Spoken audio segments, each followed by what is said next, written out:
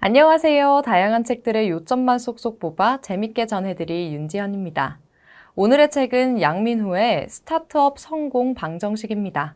하루가 다르게 쏟아지고 있는 스타트업들, 그중에서 성공하는 몇몇 기업들은 비결이 뭘까요? 책 듣는 10분 시작합니다. 창업가라면 반드시 봐야 할 리얼 성공 원리, 양민후의 스타트업 성공 방정식을 들려드립니다.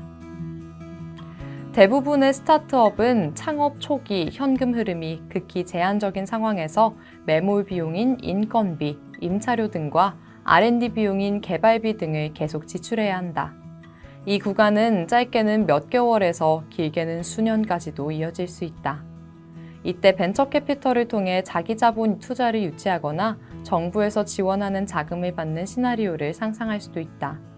그러나 국가기관을 통해 유치할 수 있는 자금의 절대적인 규모는 당신의 기대보다 터무니없이 적다. 국가는 공평하게 예산을 집행하는 기관이고 수많은 중소기업, 스타트업이 지금 이 시점에도 절박하게 국가의 문을 두드리고 있기 때문이다. 어렵게 국가로부터 자금을 받았더라도 그 자금 규모는 마케팅은 고사하고 R&D나 운영 자금에도 미치지 못할 수 있다. 그리고 그때 당신은 벤처 캐피털의 문을 두드린다. 그렇지만 수많은 벤처 캐피털에 이메일을 보내도 대부분은 읽지 않은 채로 있으며 답장이 온다고 해도 이메일 알고리즘이 답장을 대신할 것이다. 왜냐하면 대부분의 벤처 캐피털은 투자 유치에 이미 성공한 이력이 있는, 즉 누군가 한 번쯤 검증해 놓은 회사 또는 가시적인 매출이 발생하거나 예상되는 회사에 투자한다. 따라서 벤처 캐피털에 투자가 없어도 생존할 수 있는 스타트업이 돼야 한다. 스타트업은 이미 잘 알고 있는 영역을 기반으로 창업하는 형태가 가장 흔하다. 이런 유형의 창업가들에게는 해당 산업과 가치사슬, 소비자와 생산자의 메커니즘에 대해 풍부한 지식과 경험이 있다. 그러나 잘 아는 영역에서 사업을 시작한 이들에게 고민이 없는 것은 아니다. 경험적으로 그 영역의 한계 또한 명확히 알고 있기 때문이다. 결국 이러한 유형의 사업은 기존 영역의 한계를 극복해 더 나은 가치를 창조하는 데에 목적이 있다. 다만 이런 유형의 사업가들에게는 기존 세상에 없던 제품이나 소비를 창출해 신시장을 개척하려는 목적은 잘 보이지 않는다. 정리하자면 경험이 풍부한 영역에서 사업을 시작한다면 경쟁자보다 중요한 자원들을 미리 확보해 사업을 시작하는 것과 같다. 시행착오와 비싼 비용으로 직접 체득하지 않아도 어렴풋하게나마 내 사업 영역에서 소비자 행동을 예측할 수 있으며 이는 좀 더 효율적인 마케팅 방법론으로 이어진다. 이때 가장 중요한 자원은 기존 영역에서 활동하며 확보해둔 네트워크다. 어떤 사업가에게 적절한 시점에 자문과 조언을 구할 수 있는 누군가가 있다면 그것은 큰 자산이 된다. 공동창업의 경우 공동창업가, 그리고 강한 유대와 약한 유대 네트워크도 사업가에게는 매우 중요하다. 성공한 기업가들을 보면 자신의 인적, 물적 네트워크를 10분 활용할 수 있는 분야에서 창업했다. 즉 본인이 이미 잘 아는 영역에 도전했고 적절한 시점에 네트워크가 작동했으며 소정의 성과를 거둔 후 이 현금 흐름과 외부 투자 자금으로 기업을 더 성장시켰다. 사업을 구상할 때 중요한 3가지 원칙이 있다. 원칙 1은 현금 흐름의 중요성이다. 만일 투자 유치를 해 회사로 자금이 들어온다면 창업가의 지분율은 낮아지고 회사의 경영은 일정 수준의 견제와 통제를 받는다. 무엇보다 이 투자 자금은 형식적으로는 자기 자본이지만 실질적으로는 타인 자본이다.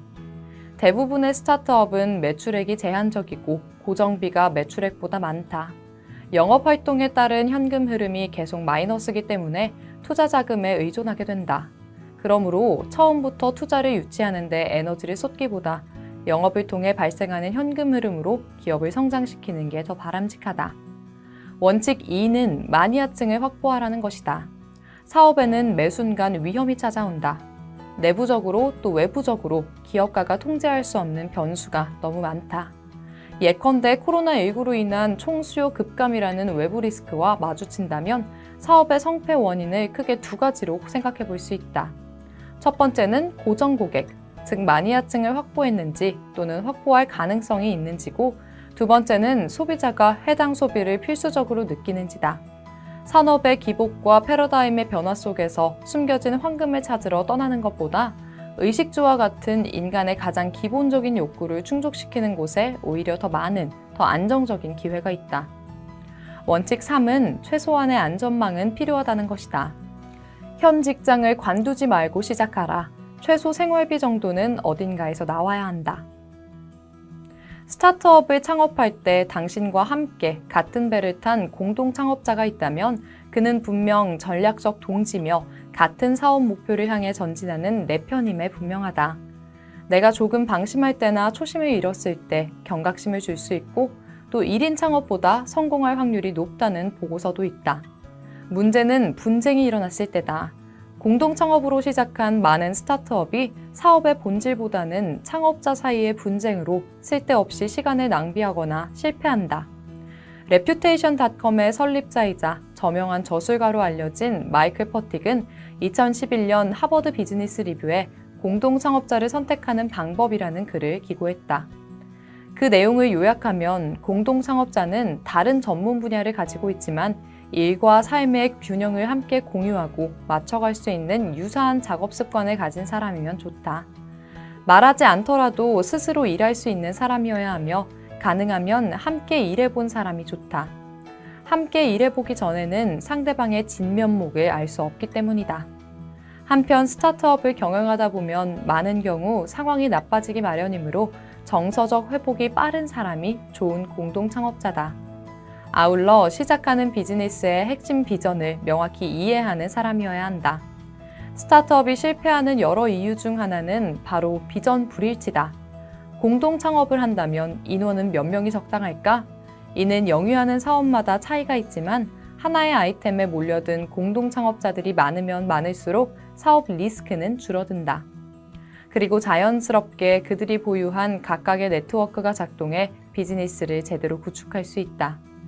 기업의 규모나 가치를 판단할 때 일반적으로 가장 흔하게 범하는 오류가 매출액 중심 사고다. 말하자면 가장 널리 쓰이는 밸류에이션 상대가치 평가 모형인 PER의 P는 기업 가치고, E는 매출액을 뜻하는 revenue가 아닌 earning, 즉 당기순이익이다.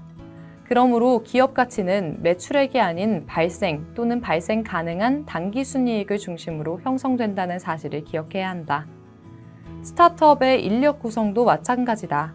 결코 직원의 절대적 수를 스타트업의 성장 지표로 삼을 수 없고, 단순히 그 수의 많고 적음으로 해당 기업의 성장을 예측할 수도 없다. 2012년 페이스북이 인스타그램을 약 1.2조 원, 즉 11억 달러에 인수했을 때 인스타그램의 직원 수는 고작 13명이었다. 추정컨대 공동 창업자 2인을 제외하면 아마도 6명 내외의 프로그래머, 3명 내외의 마케터와 디자이너, 그리고 2명 내외의 운영 담당 직원으로 구성됐을 것이다.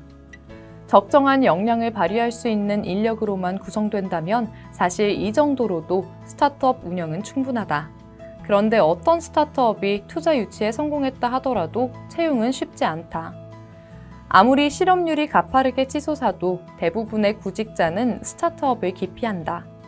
구직자는 모험보다 수입의 안정을 추구하려는 경향이 큰데 스타트업은 안전성과는 거리가 있기 때문이다. 부득이하게 인력을 채용해야 한다면 어떻게 좋은 인재를 뽑고 붙잡아둘 수 있을까? 높은 연봉이나 복지를 제공하기 어려운 초기 스타트업의 경우 최대한 많은 주식 매수 선택권, 다시 말해 스톡 옵션을 부여해 피고용인의 오너십을 강화하는 것이 방법이다. 사업가가 그렇듯 피고용인들로 하여금 사업가의 탐욕에 동참하게 하는 것은 월급이나 복지보다 스톡 옵션이 효과적이다. 스타트업의 투자 유치 가능성은 결국 비즈니스의 성공 가능성과 궤를 같이 한다. 그리고 그 성공 가능성은 한두 가지 요소만으로 예단하기 어렵다. 공동 창업자 수를 늘리고 이왕이면 전공법으로 대처하며 자신이 잘 아는 영역에서 누구보다 능동성을 갖춰 도전하는 것이 초기 시행착오를 줄일 수 있다.